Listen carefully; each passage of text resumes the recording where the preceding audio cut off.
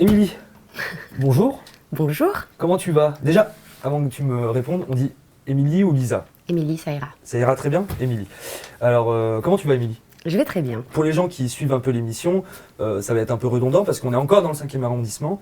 On est au studio de l'arrière-boutique. C'est moi qui ai choisi l'endroit pour une fois. Est-ce que tu sais pourquoi j'ai choisi cet endroit? C'est ici qu'on s'est rencontrés. C'est ici qu'on s'est rencontrés. Et on s'est rencontrés sur quoi? Sur Calls, Exactement. saison 2. Ouais, t'as joué dans Calls. C'est réalisé par, bien sûr, Timothée Hochet, qu'on a reçu déjà dans l'émission. Tu fais plein de choses dans la vie, en fait. T'es comédienne, tu es élève infirmière et tu es aussi réalisatrice, productrice et actrice de charme. Oui. Tu as joué dans plus de 300 films, tu as une carrière internationale. Comment, quand tu te présentes aux gens, comment tu te définis? Ça dépend du contexte. Ça dépend à qui tu parles? Ouais, ça dépend à qui je parle. Si je sais que je suis grillée, moi je prétends rien, hein, voilà. Mais de manière générale, ça dépend de la journée que j'ai passée. Toi, si c'est juste après les cours, je rencontre, j'en sais rien, quelqu'un qui me dit tu fais quoi dans la vie? Bah, je suis élève infirmière. Donc ça dépend de qui tu as en face de toi. De ce que j'attends de la personne aussi. Ok. Donc du coup, ça c'était pour te présenter. On a dit, tu as fait plus de 300 films, tu en as réalisé plus d'une dizaine, je crois, 15. Est-ce que tu as envie d'aller vers quelque chose, d'être plus Émilie, du coup, et moins Lisa, et de te concentrer plus sur une carrière dans, j'allais dire, les séries, le cinéma classique? Bah, je suis déjà plus Émilie, en termes de ratio horaire. Je tourne pas énormément en tant qu'actrice de charme. Et la majeure partie de mon temps, je suis soit élève, soit patronne, entre guillemets. Ce qui fait que c'est pas souvent, en fait, qu'on m'appelle Lisa. Ou alors c'est numérique, quoi, c'est les réseaux sociaux. J'irai volontiers vers quelque chose de plus traditionnel, j'ai beaucoup de propositions. Le problème, c'est le temps, quoi. Dans le tradi, vous êtes long. Franchement, passer, ça va plus vite passer dans 12 heures sur un plateau pour même pas une minute exploitable. Donc tu sais que si t'as un petit rôle un peu cool, t'en as pour 3 semaines. J'ai pas le temps. Ça demande de s'impliquer. Enfin, j'aime bien m'impliquer vraiment dans ce que je fais. Donc peut-être un peu plus tard ou peut-être pendant les vacances scolaires. T'es née il y a quelques années, on va dire ça comme ça, à Pontoise. C'est poli. Mais je sais que t'as grandi dans le sud-ouest, à Bordeaux. Comment une jeune fille, une jeune femme de Bordeaux a commencé à se lancer dans l'industrie du charme, à devenir Lisa Del Sierra? Eh bien, à l'époque, je dansais beaucoup.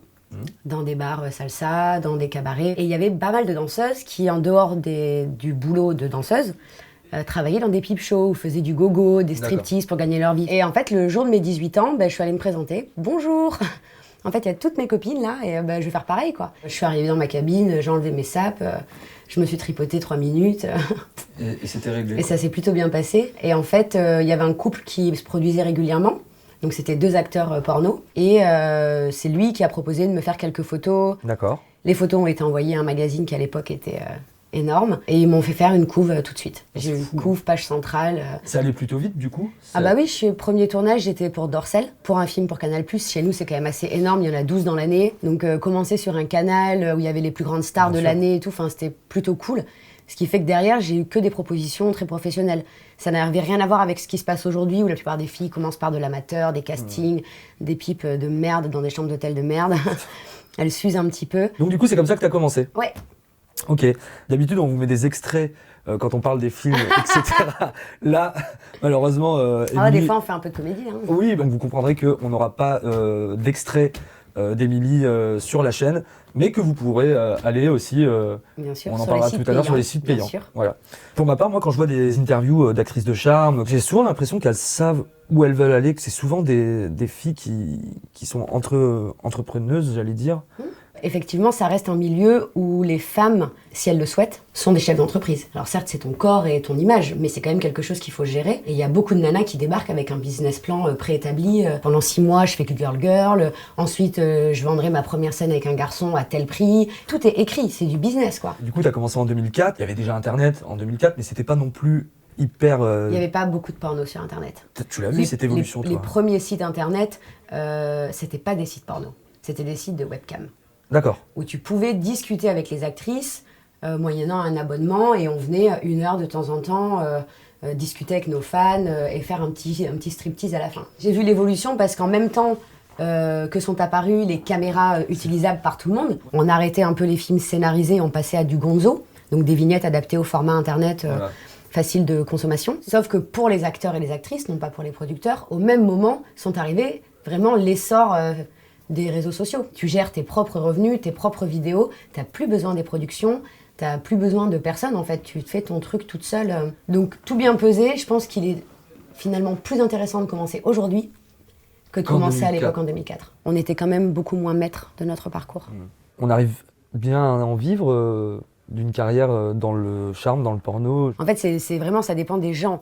Il y a des comédiennes qui vont préférer aller faire 5 scènes dans la semaine à 250 balles en espèces et qui vont vivre de ça. Et d'autres qui vont se dire, moi je tourne que 3 fois dans l'année. Pourtant, par contre, j'ai une page payante, j'ai monté une entreprise, je suis auto-entrepreneur ou j'en sais rien, je fais des factures, voilà. Je le disais tout à l'heure, tu as eu une carrière internationale, tu as tourné aux États-Unis. Ouais. Quelle différence il y a entre le porno aux États-Unis et le porno en Europe ou en France? Et surtout, est-ce que ça a été facile pour toi en tant qu'actrice française de te faire une place là-bas? Alors moi, ça a été très simple parce que j'ai attendu 7 ans avant d'y aller. Je suis pas arrivée comme beaucoup d'autres, ça fait 3 mois que je tourne, je prends un avion, salut, c'est moi. En France, tu travailleras pas quotidiennement. Aux États-Unis, tu peux travailler quotidiennement sans te griller parce que quotidiennement, tu fais une grosse production. Et du coup, on disait aussi, parce que tu as fait une pause Oui. pendant combien de temps à peu Presque près 5 ans. Presque 5 ans. Qu'est-ce qui a amené ce ras-le-bol en fait? C'était pas un ras-le-bol. En fait, j'avais l'opportunité de réaliser pour Colmax. Je me suis concentrée là-dessus. Et en plus, à l'époque, je fréquentais quelqu'un. J'avais 27 ans. Et je me suis dit, bon, il est peut-être temps d'essayer de privilégier un peu la vie personnelle. Et donc, voilà, j'ai fait mon taf de réalisatrice, de scénariste. Et j'ai pas quitté le métier. Mais c'est vrai que je me projetais plus devant la caméra. Voilà, tu t'imaginais un peu plus derrière. Du fait que j'ai eu cette opportunité, je me suis dit, en fait, c'est plutôt cool, quoi. Après, j'ai tout arrêté parce qu'ils ont changé leur façon de faire. Ils avaient plus envie de me produire. Je dis, ok, tant pis. Moi, j'avais mon métier d'aide-soignante. Je suis rentrée chez moi et j'étais très contente de travailler, de retrouver une vie un peu normale. Et tu t'es pas fait chier au bout d'un moment? C'est pas pour ça que... Non, il m'a quitté. Ah non, le con. Alors quel con, s'il nous regarde, quel con. On parlait du fait que tu joues, que tu du coup réalises, tu nous l'as dit, mais tu produis maintenant aussi, depuis un certain temps même. Est-ce que c'est facile ou c'est dur pour toi de te battre et de faire exister ta prod et de faire exister tes films? Quand je me suis pointée chez Canal avec mon scénario, je me suis dit c'est qui tout double, quoi. Quand il m'a demandé qui produisait le film et que je lui ai dit c'est moi, il m'a regardé et un instant il y avait un vide.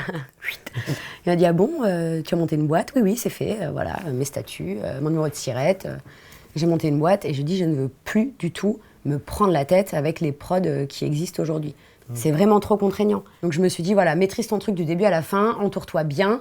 Évidemment, quand j'ai dit à Canal que je gardais mes techniciens et que mon directeur de production serait un tel et que c'était quelqu'un d'extrêmement compétent qui fait des canals depuis 20 ans, il était rassuré. Il m'a dit, bon, là où t'as pas l'expertise, t'as pris les experts, donc ça va bien se passer. Et c'est vrai que ça s'est vraiment bien passé. On a tourné dans de super conditions. Je suis quand même garante, entre guillemets, d'un porno à la fois éthique, à la fois joli quand même. Alors, changement de sujet, tu as plus de 130 000 abonnés sur Instagram, il me semble? Un peu moins. Un peu moins? 120, je crois. Est-ce que les réseaux sociaux, du coup, ont révolutionné, oui, un peu la place de l'acteur porno, l'actrice de charme? Alors, ça a changé beaucoup de choses, mais pas nos porte-monnaies. Je peux être considérée comme une influenceuse. J'ai 120 000 abonnés, je suis certifiée. Maintenant, trouve-moi une marque qui va miser sur un personnage aussi sulfureux que moi. Voilà. La seule marque qui m'a trouvée suffisamment féminine et saine, c'est Maison Close, mais c'est de la lingerie.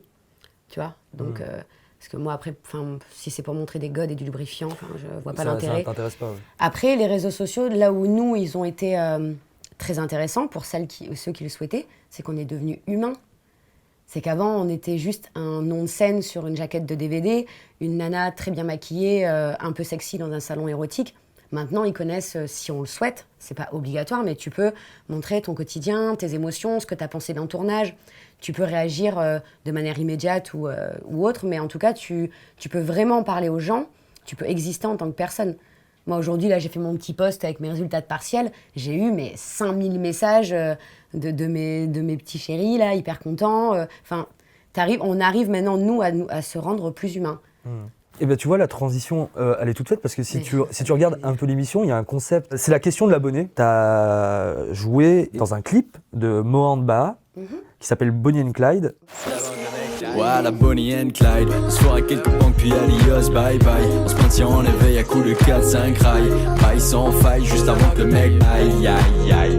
Ok. La question, elle est de Alex Soumsoumier qui demande si c'est Lisa qui a composé la musique.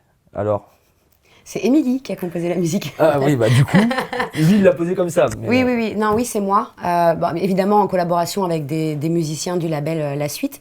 Mais oui, c'est parti d'un thème que j'ai composé tranquillou bilou un dimanche. C'est quelque chose vers lequel tu as envie d'aller, la musique. Ça fait longtemps que tu joues, que tu composes. Tu as été sur scène. Ouais. Sur la première partie d'Orelsan à Bercy, il me semble. C'est ça. Accor Hotel Arena, pardon. Accor Hotel Arena. Ça aussi, expérience de malade, sûrement. N'importe quoi. Comment ça s'est fait? Ils m'en ont parlé, genre, je sais pas, un mois avant, et dans ma tête, c'était mais non, quoi. Non, hors de question, je vais pas aller à Bercy sur scène, enfin, syndrome de l'imposteur ou j'en sais rien, tu vois, mais en tout cas, j'étais pas très chaude. Et puis finalement, je me suis dit, mais en fait, tu risques rien, quoi. On va juste kiffer et basta, quoi. Comment tu trouves le temps encore d'être élève infirmière Alors, en faisant de la musique, en faisant... la priorité est à mes études. J'ai eu la chance d'avoir une super carrière, de bien gagner ma vie, de pouvoir m'établir et tout. Et ça serait con de pas prendre le temps de me qualifier, parce que la vie est longue et qu'à tout moment, il peut arriver, j'en sais rien, un truc, quoi, que les affaires ne marchent pas, que tu sois obligé les films ne se vendent pas. Et je suis incapable de me faire chier au travail. Il me faut un métier qui me plaise. Moi, je sais pas faire semblant. Faire un taf alimentaire, ça n'est pas possible. Du coup, je me qualifie et je ferai le métier que je veux faire le jour où j'en aurai envie ou besoin, peu importe. Mais on arrive déjà bientôt, en tout cas à la fin de l'émission. C'est quoi tes projets en ce moment? Qu'est-ce qui arrive? C'est un peu l'instant promo. Qu'est-ce qui arrive dans les semaines, dans les mois à venir pour toi, Émilie? Je suis en montage. D'un film, du coup, de mon film, ouais, Journal d'une débutante. Ouais. Donc je suis en montage de ce film qui est cool. Je pense que je diffuserai gratuitement la version érotique. D'accord. Parce que je l'ai fait lire à plein de gens et c'est vrai que ça permet de passer un message sur notre milieu, à quoi ça ressemble, qui on est, comment on fonctionne. C'est vraiment un peu le porno pour les cons, quoi, tu vois. Mais mon actrice principale, elle a été démente, donc je suis très très fière d'elle. Elle a vraiment bien bossé. Comment elle s'appelle? Lina Luxa. Lina Luxa. Et j'étais contente de lui donner sa chance parce que c'était pas évident à la base. Donc on va avancer sur ce film, je vais finir le montage, faire la musique, on se verra pour l'avant-première au mois de janvier. Avec grand plaisir, je serai là. T'as intérêt de venir. Promis. Et ça s'est diffusé en mars. D'accord. Sur Canal. Sur Canal+, du coup. Sur Canal. Si tu devais refaire un film de ta filmographie. Westland. Pourquoi? Parce que... On va essayer de trouver l'affiche pour la mettre, comme ça, tu sais. Avec Lily Carter. Parce que c'était mon premier mainstream aux États-Unis, premier film scénarisé. Ouais, scénarisé. Et c'est vrai que de manière générale, les Européennes, on n'en fait pas, parce que notre anglais ne leur convient pas. Et je suis arrivée, ça a été un de mes premiers projets, donc c'était Nymphe. Et c'était ma première scène girl, où vraiment, j'ai eu l'impression d'être un buffet repas, quoi, tu vois. La nana, elle m'a... Je me suis dit, mais comment on peut avoir autant la dalle, quoi? C'était dingue, c'était complètement dingue.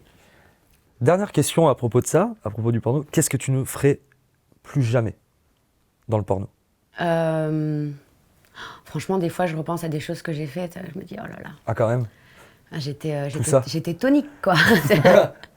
J'adore parce que tu parles comme un vieux canasson alors que t'es toute belle, toute fraîche. Ouais, non, mais...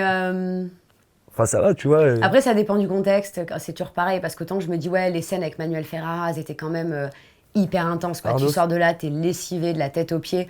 Le mec te sodomise le cerveau, quoi, tu vois. Enfin, il te possède. Sur le coup, c'est génial, mais bon, c'est génial parce que t'as 25 ans et que t'es hyper en forme et que tu vas dormir 2 heures et remettre ça le lendemain. Aujourd'hui, ce serait peut-être un peu plus compliqué de travailler. Je pense que c'est plus la quantité. Je pourrais faire des scènes toujours très intenses, mais plus à la même fréquence. D'accord. Donc c'est la fréquence plus que tu ne referais Je me demande encore comment je tenais le coup, quoi. Qu'est-ce qu'on peut te souhaiter pour l'avenir? Que j'ai mon diplôme, déjà, ça peut être pas mal. Et je sais pas, dans les années à venir, un bébé. Un petit bébé? Il faudrait peut-être. Émilie, merci. Merci d'avoir été dans l'émission. Juste dernière chose, bien sûr, le check. On doit inventer un check. Ah, on doit inventer en direct. Check. Ah, shit. Eh ouais. Alors, qu'est-ce qu'on peut faire? Je sais pas. Un check, tu sais pas? Non, mais je check pas beaucoup, moi. Comment tu dis au revoir aux gens? Comment je dis au revoir aux gens? Ouais, ou moi, alors... je fais des câlins, moi je suis une américaine. Faisons-nous un câlin, ça sera déjà très bien. Merci d'être venu. Merci à vous de nous avoir regardés. Je rappelle que le Facebook, le Twitter, l'Instagram, c'est Mehdi Medad. On s'abonne, surtout c'est important. On va aussi sur l'Instagram d'Émilie. Donc là, c'est Lisa Del Sierra. Voilà, là du coup, c'est Lisa Del Sierra.